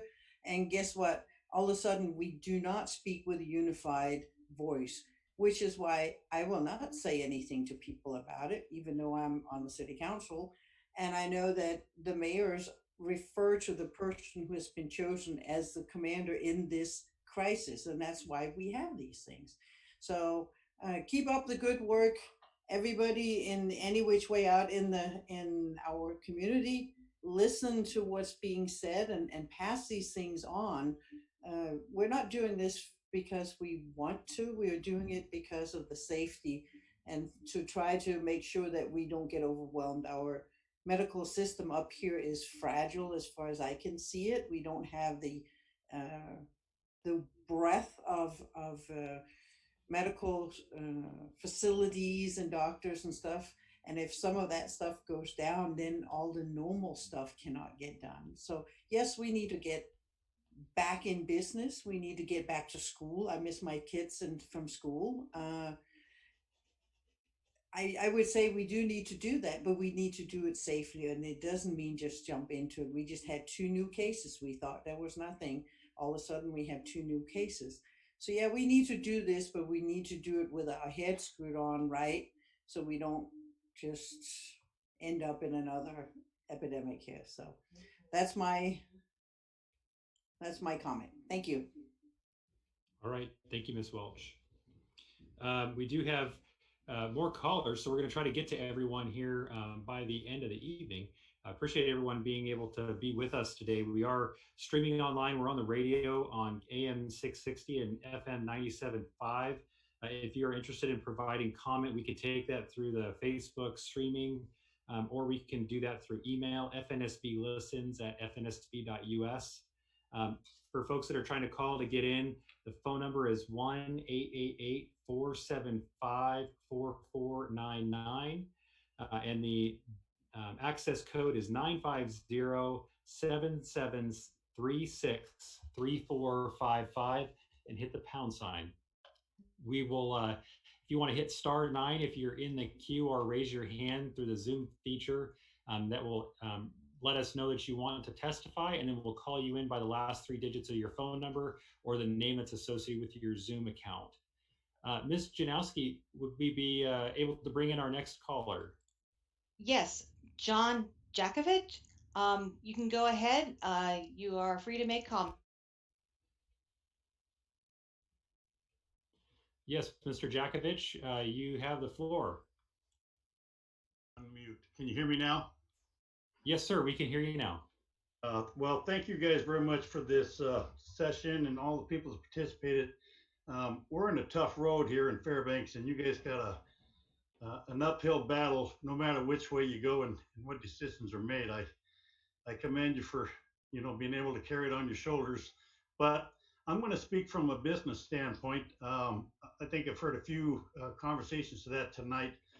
But I think the greatest fear that I, as a business person, face, and I believe from the people that I've spoke to are feeling the same thing, the comments are coming to me in this fashion, that it's not the shutdown right now so much of us participating and helping keep our doors closed, keep this curve down, and making sure that we don't overwhelm our healthcare providers and hospitals. But my biggest concern is that there's going to be a domino effect in the way the business expenses approach our business as we roll into summer, coming out of winter. And in my case, we are more apt to make our bigger money in the summer here and so forth. And so with this 25% capacity, it really limits almost anybody in town. I've talked to so many people that said they probably wouldn't open up, me being one of them. And the reason I say that is even at 50% capacity, there's still a shuttering effect of the fact that the lights, heats, electricity, workman's comp, and then the biggest thing that I'm concerned about, believe it or not, is taxes. I got a chunk of land here that quite frankly, because I'm shut down, even if I went outside, I can't use it. And my concern is that if the city and the Fairbanks North Star Borough, which I commend you gentlemen both for, if you would look at the percentage of time loss for revenue and equate that to the possible taxes or expenses that we pay to the city and to the borough, and I won't go into any real explanation, but it's obvious that if you take 12 months and 12 months of taxes and you take away 9.5 months, then basically you should be paying for 9.5 months, because if we can't make the money now, you can't expect to see it when it's due. So again, I'm always proud to be a Fairbanksan. I do what I can. I've had to back out of a whole lot of memberships and so forth. I'm going to survive so I can make other people survive down the road and help them again eventually. But as a business person, I'm extremely concerned about the domino effect and the snowball of what's coming up ahead of us in the following months. Thank you so very much. Thank you, Mr. Jakovich, for your comments. Do we have another comment that came in online? It is important for the public to learn about the specifics of how and where local cases have occurred, knowing that there is a new case from North Pole and the person is 50 years old. That tells me nothing about how I can try to avoid it. And so that's a comment. I know something that we've discussed here in the meetings that I've been a part of is the differences between a community spread and between like a travel or something that's from a traveling exposure. And so that's definitely a great point. Appreciate that comment. Ms. Janowski, Ms. Burton, if you would like to take the floor, please. Yeah, I just wanted to weigh in on that. When there's a new positive case in the Fairbanks or North Pole area, we are notified. Nurses at Fairbanks Public Health Center get that information from the state epidemiologist in Anchorage. And then we speak with that person who has been infected. We do a very careful interview and we talk to them about where they have been starting 2 days before they became ill. And we really walk them through the day, 2 days before and 1 day before they had symptoms to find out who they might have been around. And then from those conversations, we contact the people that they've identified. And so if you are worried about whether or not you might have been too close to someone, if it's a random passing on a street or in an aisle or on a sidewalk, those aren't the kind of things that we're really concerned with. They're conversations that were within 6 feet that lasted more than 10 minutes or some other type of interaction. And usually when we have those conversations with the person that's ill, we can identify who those people would be. So basically, I think if you're just walking around town, you're washing your hands and you're wearing your mask, your risk remain fairly low. We usually do a pretty good job of finding where a person has been and notifying those people. So I just wanted to let you know that process is going on behind the scenes when there is a new case. We identify anybody who would be in a higher risk category, and then we talk to them. And then we also keep in touch with them for a specific length of time, checking with them every day to see if they also start to become sick. So there is a regimented process to control passing infections that way. So that's all I wanted to say. Thank you. Great. Thank you, Ms. Burton. I know we have a number of folks that are still online, so we're going to try to get to everyone here before the top of the hour. Ms. Janowski, do we have another person that we wish to get a testimony tonight? Yes, Alicia Marsh, you can go ahead. You're on the line. Yes, Ms. Marsh, if you would unmute your microphone, you have the floor.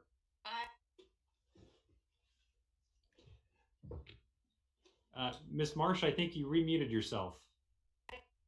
Yeah, I actually didn't intend to ask any questions and I didn't push raise my hand, so I'm not sure what happened there. You guys are doing a great job. All right, thank you. Appreciate it very much. Ms. Janowski, if you would please bring our next person in. All right, I just wanted to let you know that nobody's raised their hands, so if you want to speak, please do so. Otherwise, we're just going to call on you and see where we go from there. If you have any comments, you can leave them then. Alyssa Alexander, if you have a comment, you're on the line. Ms. Alexander, if you would unmute your microphone, the floor is yours. Oh, I didn't have any comments either, just listening in to the comments. Thank you. All right, thank you, Ms. Alexander. If folks are interested in providing comment, raise your hand. You can do that with the raise your hand feature in the Zoom app. Or if you are on the phone and you'd like to provide comment tonight, we do have a few more minutes before the top of the hour. That feature is *9 on your touch-tone phone. So please push *9, and that will let us know that you are interested in providing testimony tonight. Ms. Janowski, if you would please, who do we have next? It looks like the caller with the phone number 305 is back on. I'm going to go ahead and unmute you on 305, and you have the All right, phone number with the last 3 digits, 305, if you'd like to Hello. provide some comment. Yes, we can hear you. Yes, my name is Lisa Pullock. I live on College Road, and I work with the homeless population here in Fairbanks. My question is not necessarily, I'm speaking not necessarily as representative of my employment, but as a concerned person about homeless people. I want to know a little bit more about how testing can be used to help us come back into kind of regular traffic in the community. The buses aren't running, and so we're unsure about how people are going to get around. We're unsure about how homeless people can come back into our shelter, and wondering if there's any way that we can use testing to help know how to quarantine people, how to isolate people. I understand that there's not been testing of people without symptoms, and that's understandable. I myself had no desire to be tested because I know if I go out to Walmart next week, I'll need another test, and that doesn't make sense. But is there any way that we could encourage testing to be used as we're coming back into opening up Fairbanks? So this is Clint Brooks from one of the incident commanders for Unified Command. And I have to tell you that testing is a everyday conversation since this outbreak started here in Fairbanks.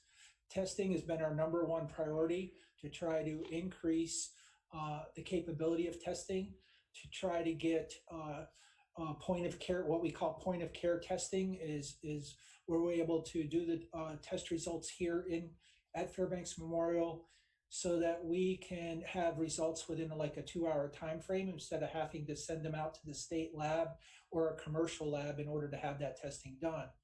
Testing is so important so that we can identify who has the virus, and then when public health does their tracing, we're able to isolate that individual and other individuals that were possibly exposed, and that limits the spread of the virus.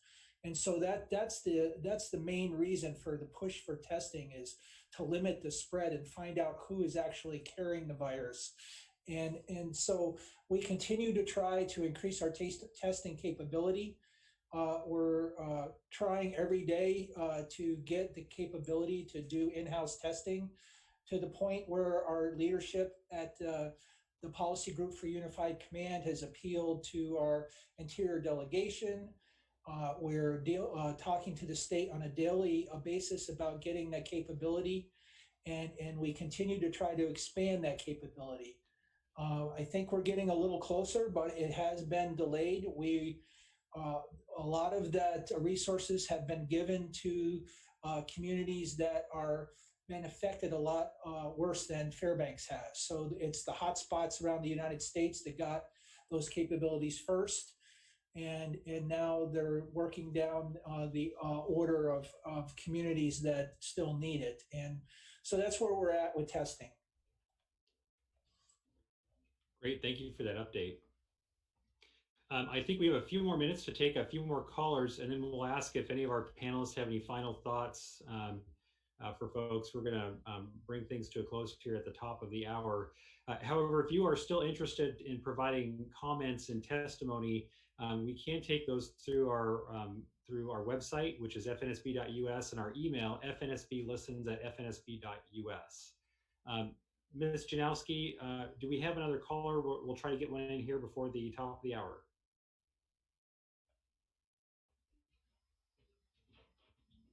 Ms. Janowski, I think you're muted. My apologies. Yes, the caller with the last 3 digits of 911, you have your hand raised. Go ahead. You are on the floor. Hello, I'm not on Zoom, I'm just on my phone here. My name is Randy Griffin. Can you hear me? Yes, sir, we can. Oh, thank you. Yes, I'm for opening up our economy, but maintaining, of course, the precautions, you know, the hand washing and the social distancing and the masks and so forth. That's fine. But fortunately, I have a steady job, but I feel very sorry for the many thousands that have been thrown out of work through no fault of their own. And so for that reason, I'd like the economy opened up. And I know that there's risk, you know, life has risk in it.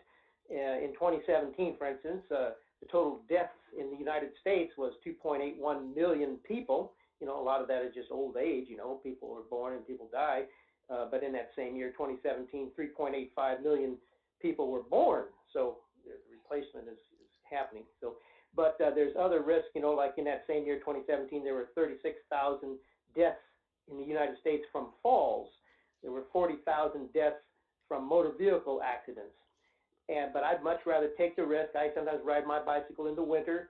There's certainly risks there, but I'd rather have the freedom to make that, you know, choice on my own, and being as careful as I can. But I nonetheless expose myself to risk. I don't want a government mandate saying I can't ride my bicycle or can't, you know, climb a tree or all these different things. There's also grave risks by continuing to shut down the economy, because we have, you know, $23 trillion national debt and climbing, and that has, you know, immense bad consequences for us. There's other political consequences going on. In fact, just recently, someone in Congress recommended we have a universal basic income, you know, $2,000 a month and all that sort of nonsense, which would, of course, destroy the work ethic of this country. I refuse to be sucked into it. I won't even accept that $1,200 stimulus. I haven't got it yet. I did close my Wells Fargo checking account to keep them from directly depositing it, but I imagine they'll mail it to me. But when I get it, I'm going to mail it back and say, no, we have a $23 trillion national debt. Give it to people that need it, that have been thrown out of work.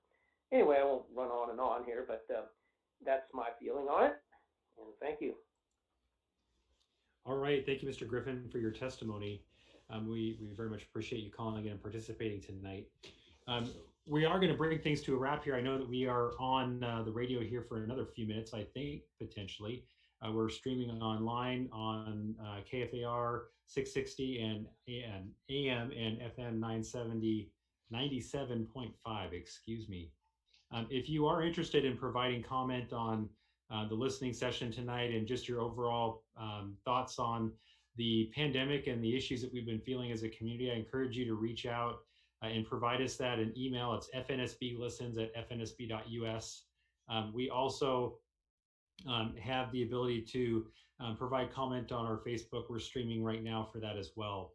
So a couple things that I want to let folks know that are out there we are working on. We talked about the recovery plan. There was a bit of testimony earlier tonight on that. That is the COVID-19 economic recovery plan that our Economic Development Commission is working on. That's available on the borough's website, fnsb.us, and we are looking for public testimony on that right now. And the commission also is able to take testimony on that plan as we look at the future of our community. I very much appreciate all of our panelists to be here tonight and to listen to the testimony that we have received and just general thoughts from the community. I would like to open it up to our panelists. If anyone would like to share any parting thoughts or things that they would like to just share with the community, and either use the raise your hand feature, or I would say just speak up for our panelists. So we're going to have to just speak up, Mayor Ward, because we don't have a raise your hand function. So apologize, but I think we just from Foundation Health Partners, we just want to say thank you, Fairbanks, so much. We flattened the curve. We were successful. We are also very excited about opening back up, but what we need you to do is we need you to keep masked. We need you to keep social distancing, and we need you to wash your hands so that we can stay open. So please keep up those very important mandates, and everybody get back to business. Great. Thank you, Shelley. Do we have other thoughts from our panelists? Final Mayor, this is Victor Joseph. Yes, sir. First of all, I just want to also thank Fairbanks and all the local businesses.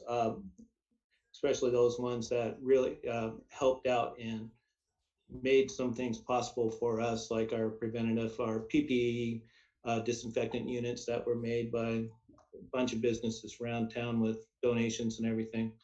Also, just want to echo what FMH said, is just a deep appreciation for all the Fairbanks community and what they've been able to do and work with us to keep this down. We understand the impact has been difficult for a lot of people, a lot of small business and large businesses. Even as Tenant Chiefs is looking at reopening services, it's not going to be the same in the COVID era. So, but it's about diligence, needing to make sure we keep in those preventative measures. And I just encourage everybody, as you're going around town, wear your mask, make sure that you're keeping that distancing, and so that we can all get through this in a safe and effective manner. Thank you. Thank you, Chief Victor Joseph. Mayor Matherly. Final thoughts. Thank you for putting this together, Mayor Ward. Thank you to the Hospital Foundation, everybody who tuned in. I have to go back to one comment that was said about the kids in town. You know, the kids have been home and it's not been easy on working parents. I can totally understand that. You know, when people ask about the year I graduated, nobody's going to remember anything about my year, but I got to tell you, the class of 2020 needs to be proud that they've been able to come together. The parents have put together lots of different ways to pay tribute to them. I know it's not been tough, not been easy for them. I totally understand that. The Adopt a Senior and all of the support for the kids. I know Superintendent Gaborg feels the same. We have great students. Don't let this get you down. It's going to be one way that you learn how to come together and be a team and help prevent the spread of a COVID. Not every class can say that. So I'm trying to make some lemonade out of this for the class of 2020. God's blessings to the class and to the parents that have done the best they can in light of this very unpredictable time. And I want to just pay salute to the class of 2020. And that's all I've got tonight, Mayor Ward. Thank you so much. Thank you, Mayor Matherly. Mayor Welch, I see your hand up, and then Dr. Gabork will come to you next. Yes, thank you, Mayor. I would like to say that there's nothing that we as government leaders did. It was the individual efforts of people that used their good common sense and listened, just like we're listening to you tonight. You took the advice and you made this curve get flattened. We're still working hard. We're going to ask you to stay the course and work harder with us. I always like to say that hope is not a strategy. Hope is a virtue. But when all things fail, you still have hope. So hang in there. And I think we'll get through this sooner than later. We're going to make it work. And I'd like to say, if anybody needs me here, whether you live in North Pole or not, I'm at 488-8584, 488-8584.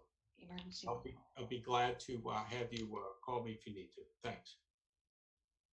Mayor Welch, thank you. Dr. Gaborek.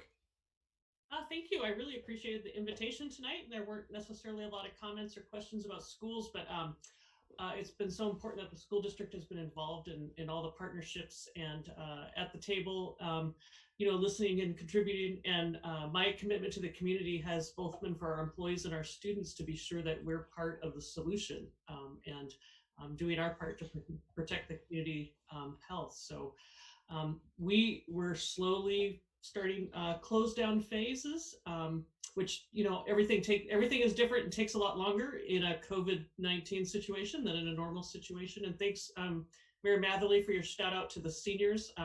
Principals are working hard to make those events special and working with parents to partner and to make 2020 as memorable as possible. We're actually looking ahead to August and recognizing that, again, we might start up in a situation that's different than startup has been in the past. So planning, looking ahead not only to next August, but just next year. And again, recognizing that when you have lots of kids together, that there are significant questions and issues to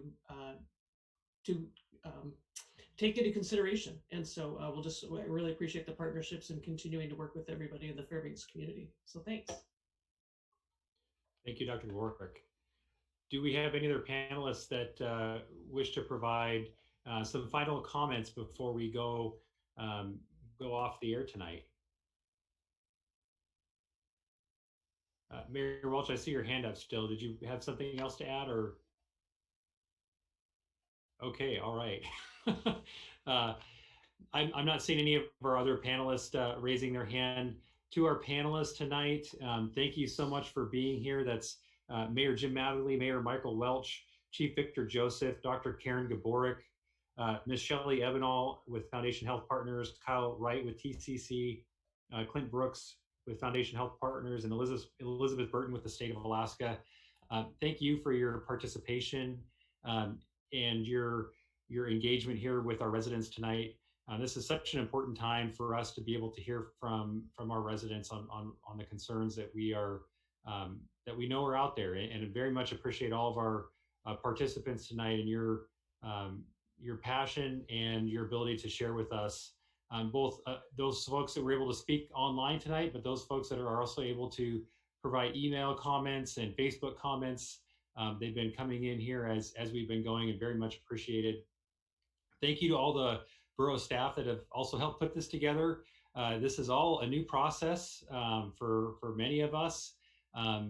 Zooming and doing online listening sessions, it's a huge learning curve, but we have just been doing such great work, and I really appreciate the entire community coming together and being able to manage these things and these challenges. These are great opportunities if we allow it to be. Special thanks as well to KFAR Radio and Radio Fairbanks for streaming this online, AM 660, 97.5 on the FM dial. Very much appreciate that. I would just encourage everyone to continue to put in place those safe practices that we talked about, and keep in mind the health mandates that the governor's put out: wearing your mask when you're out in public, maintaining the social distancing, washing your hands. These are all very important things for us to continue to make a part of our daily life. If you'd like more information, we do have more information available. The state has a website stood up for COVID-19. It's www.covid19.alaska.gov. And there's links to the health mandates and health alerts that the state has put out. I think I saw Mr. Cook join us. He is the president for Foundation Health Partners. Mr. Cook, did you want to provide any final comments before we signed off tonight? Well, my apologies.